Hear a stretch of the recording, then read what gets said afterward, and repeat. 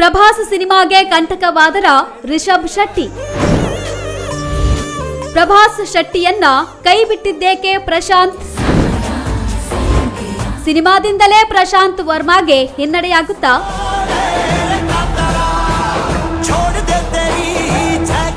Tollywood rebel star Prabhas ಅಂದ್ರೆ ಈಗ ಕೇವಲ ನಟನಲ್ಲ, ಅದೊಂದು ಗ್ಲೋಬಲ್ ಬ್ರ್ಯಾಂಡ್. ಇತ್ತೀಚೆಗಷ್ಟೇ ತೆರೆಕಂಡ ಪ್ರಭಾಸ್ ನಟನೆಯ the Raja Saab cinema box ಆಫೀಸ್ನಲ್ಲಿ ಅಂದುಕೊಂಡ ಮಟ್ಟಕ್ಕೆ ಸದ್ದು ಮಾಡಲಿಲ್ಲ. ಸಿನಿಮಾ ಸೋತಿದ್ದರೂ ಪ್ರಭಾಸ್ ಕ್ರೇಜ್ ಮಾತ್ರ ಕಿಂಚಿತ್ತೂ ಕಡಿಮೆಯಾಗಿಲ್ಲ. ಇದಕ್ಕೆ ಸಾಕ್ಷಿ ಅವರ ಕೈಯಲ್ಲಿರುವ ಸಾಲು ಸಾಲು ಬೃಹತ್ ಸಿನಿಮಾಗಳು.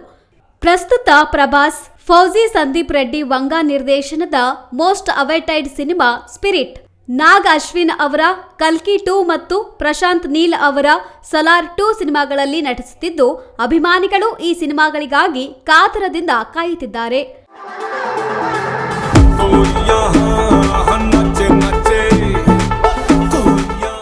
ಆದರೆ ಈ ಮಧ್ಯೆ ಪ್ರಭಾಸ್ ಅಭಿಮಾನಿಗಳಿಗೆ ಒಂದು ಬೇಸರದ ಸುದ್ದಿ ಕೇಳಿಬಂದಿದೆ.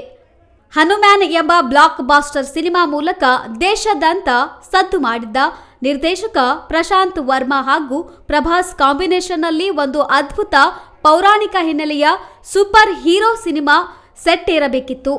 ಈ ಚಿತ್ರಕ್ಕೆ ಬಕ ಎಂದು ಹೆಸರಿಡಲಾಗಿತ್ತು. ಈ ಸಿನಿಮಾದಲ್ಲಿ ಪ್ರಭಾಸ್ ಬಕಾಸುರನ ಛಾಯೆ ಇರುವ ವಿಭಿನ್ನ ಪಾತ್ರ ಮಾಡಲಿದ್ದಾರೆ ಎಂಬ ಸುದ್ದಿ ಇತ್ತು. ಆದರೆ ಈಗ ಈ ಸಿನಿಮಾ ಅಧಿಕೃತವಾಗಿ ಸ್ಥಗಿತಗೊಂಡಿದೆ ಎಂಬ ಗುಸುಗುಸು ಟಾಲಿವುಡ್ ಅಂಗಳದಲ್ಲಿ ಜೋರಾಗಿ ಕೇಳಿಬರುತ್ತಿದೆ.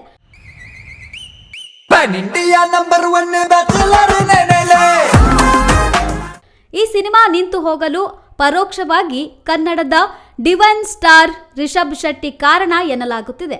ಅದು ಹೇಗೆ ಅಂದುಕೊಂಡಿದ್ದೀರಾ? ಪ್ರಶಾಂತ್ ವರ್ಮಾ ಅವರು ಪ್ರಸ್ತುತ ರಿಷಬ್ ಶೆಟ್ಟಿ ಅವರೊಂದಿಗೆ ಜೈ ಹನುಮಾನ್ ಸಿನಿಮಾವನ್ನು ಪ್ರಾರಂಭಿಸುತ್ತಿದ್ದಾರೆ. ಹನುಮಾನ್ ಚಿತ್ರದ ಯಶಸ್ಸಿನ ನಂತರ ಈ ಸಿನಿಮಾದ ಮೇಲೆ ಪ್ರಶಾಂತ್ ವರ್ಮಾ ಅವರಿಗೆ ಜವಾಬ್ದಾರಿ ಹೆಚ್ಚಾಗಿದೆ. ಜೈ ಹನುಮಾನ್ ಚಿತ್ರಕ್ಕೆ ರಿಷಬ್ ಶೆಟ್ಟಿ ಆಯ್ಕೆಯಾದ ಮೇಲೆ ಪ್ರಶಾಂತ್ ಅವರು ಸಂಪೂರ್ಣವಾಗಿ ಈ ಪ್ರಾಜೆಕ್ಟ್ ಕಡೆಗೆ ಗಮನ ಹರಿಸುತ್ತಿದ್ದಾರೆ. ಈ ಕಾರಣದಿಂದಾಗಿ ಅವರು ಪ್ರಭಾಸ್ ಅವರ ಬಕ ಸಿನಿಮಾವನ್ನು ಸದ್ಯಕ್ಕೆ ಕೈಬಿಟ್ಟಿದ್ದಾರೆ ಅಥವಾ ಮುಂದೆ ಹಾಕಿದ್ದಾರೆ ಎನ್ನಲಾಗುತ್ತಿದೆ.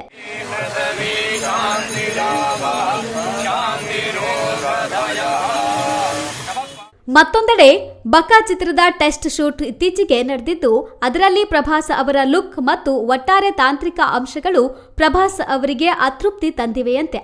ಸಿನಿಮಾದ ಲುಕ್ ಅಂಡ್ ಫೀಲ್ ಸರಿಯಾಗಿ ಮೂಡಿಬಾರದ ಕಾರಣ ಪ್ರಭಾಸ್ ಈ ಯೋಜನೆಯಿಂದ ಹಿಂದೆ ಸರಿಯಲು ನಿರ್ಧರಿಸಿದ್ದಾರೆ ಎಂಬ ಮಾತುಗಳು ಕೇಳಿಬರುತ್ತಿವೆ. ಪ್ರಶಾಂತ್ ವರ್ಮಾ ಅವರಿಗೆ ಇದು ದೊಡ್ಡ ಹಿನ್ನಡೆ ಎಂದೇ ಹೇಳಬಹುದು.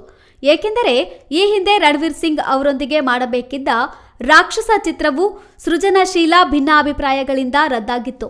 ಅಲ್ಲದೆ ನಂದಮೂರಿ ಬಾಲಕೃಷ್ಣ ಅವರ ಪುತ್ರ ಮೋಕ್ಷಜ್ಞ ಅವರ ಪದಾರ್ಪಣೆ ಚಿತ್ರದ ಬಗ್ಗೆಯೂ ಸಾಕಷ್ಟು ಗೊಂದಲಗಳು ಏರ್ಪಟ್ಟಿವೆ. ಒಟ್ನಲ್ಲಿ ಬೃಹತ್ ಬಜೆಟ್ ಹಾಗೂ ಹೈ ವೋಲ್ಟೇಜ್ ಕಥೆಯ ಮೂಲಕ ಪ್ರಭಾಸ್ ಅವರನ್ನು ಹೊಸ ಅವತಾರದಲ್ಲಿ ನೋಡಬೇಕೆಂಬ ಅಭಿಮಾನಿಗಳ ಆಸೆ ಸದ್ಯಕ್ಕೆ ನಿರಾಸೆಯಾದಂತಿದೆ. ಆದರೆ ರಿಷಬ್ ಶೆಟ್ಟಿ ಮತ್ತು ಪ್ರಶಾಂತ್ ವರ್ಮಾ ಕಾಂಬಿನೇಷನ್ನ ಜೈ ಹನುಮಾನ್ ಮೇಲೆ ಈಗ ಎಲ್ಲರ ಕಣ್ಣು ನೆಟ್ಟಿದೆ.